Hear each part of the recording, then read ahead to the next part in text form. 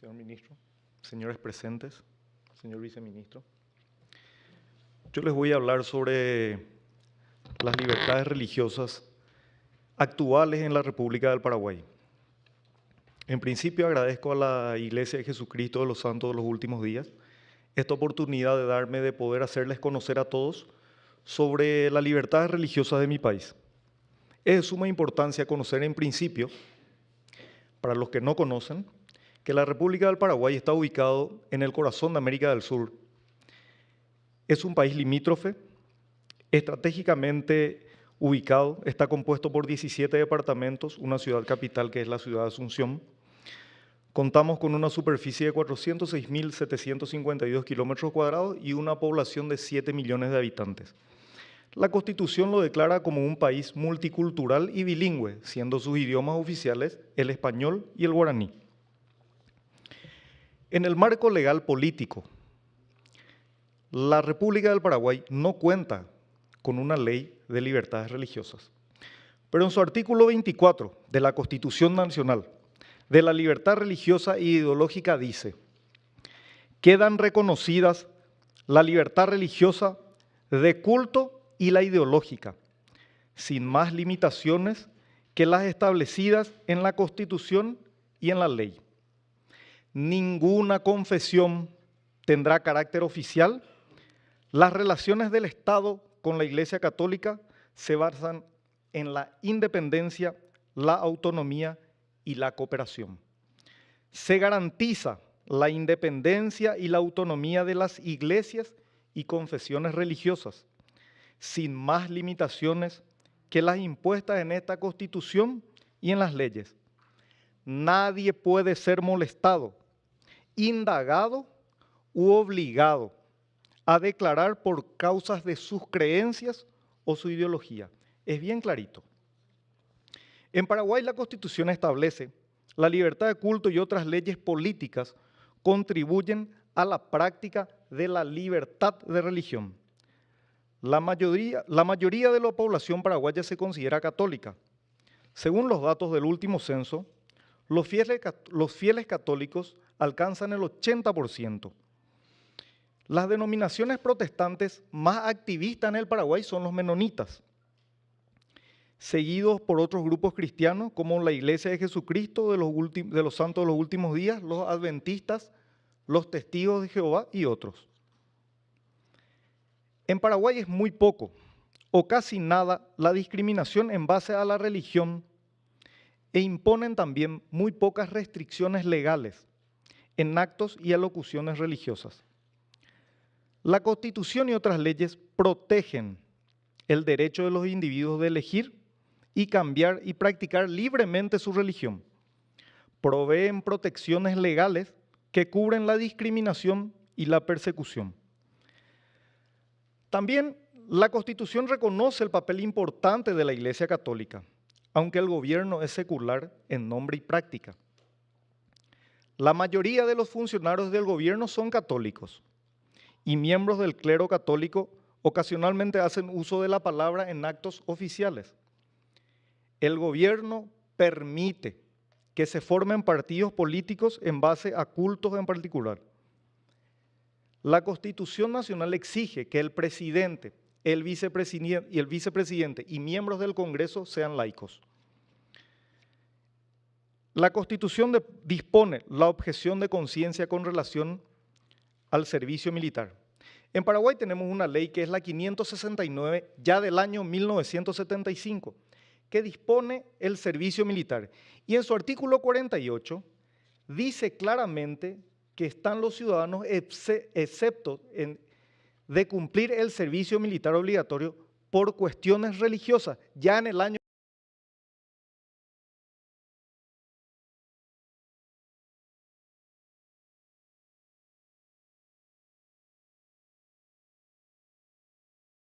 militar, pero en el año 2009 se abre las Fuerzas Armadas a las demás religiones.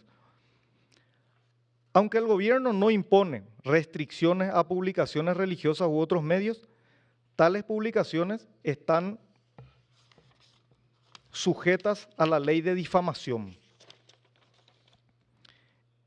Hay que tener en cuenta que en todo el mundo la libertad religiosa está declarada como un derecho universal, teniendo como respaldo legal la normativa o leyes que rigen la sociedad en su conjunto y en su situación, al hombre como protagonista principal.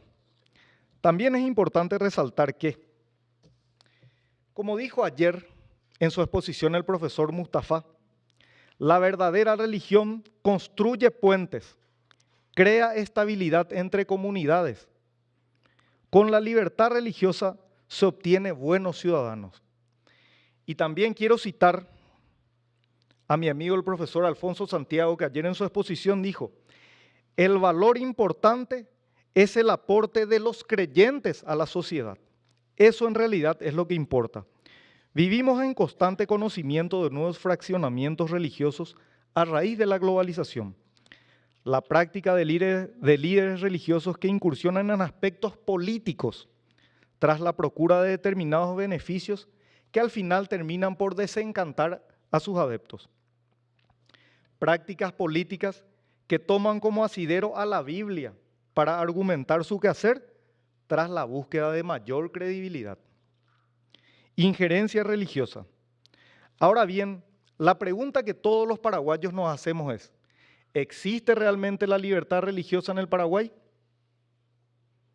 Si la libertad religiosa es el real respeto por las creencias de las personas, sin que por ello sean discriminados o excluidos o que intenten imponer un pensamiento distinto, entonces podemos determinar que en el Paraguay sí existe la libertad religiosa.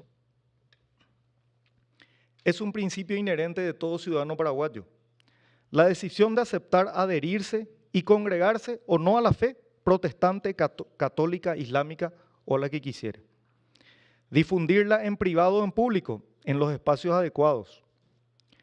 Libertad de los padres de educar a los hijos según sus convicciones religiosas, que inspiren sus propias vidas, así como el derecho de asistir a escuelas públicas sin que por ello sufran algún tipo de discriminación. Comunitariamente existe la libertad de elegir a sus propios líderes religiosos, la libertad de tener centros de formación religiosas y morales, la libertad de recibir y publicar libros de carácter público, religioso, teológico y litúrgico, la libertad de realizar actos de beneficencia y de asistencia. Somos capaces de cumplir y respetar estos estamentos, por tanto podemos comentar que en el Paraguay existe la libertad de pensamiento y de culto. ¿Cuáles son nuestros objetivos? Así como dijo ayer el decano Rasman de Brigham Young, refiriéndose a la universidad, los estudiantes son la corona culminante de todo esto. Entonces nosotros pasamos a nuestro ámbito y podemos decir que la ley de libertad religiosa sería para nosotros la corona culminante de esto. Seguir promoviendo la tolerancia religiosa y la comprensión de una sociedad. El objetivo puede lograrse si los sistemas educativos enseñan a todos y son imparciales. Apoyar la iniciativa dirigida a promover el diálogo y el respeto mutuo entre comunidades. Promover en las instituciones educativas que incluyan en sus programas educativos el respeto por la persona y por la fe. Desafíos como nación.